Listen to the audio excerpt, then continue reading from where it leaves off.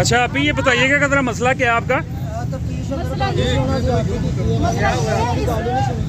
एक लड़का है, इसको पहले ब्लैकमेल करके इसका घर खराब किया, इसको डिवोर्स करवाई कि मैं तुमसे शादी करूंगा। नज़ेबा हरकतें करके वीडियो बना के सारे भाइयों ने अपने पास रखी हुई है।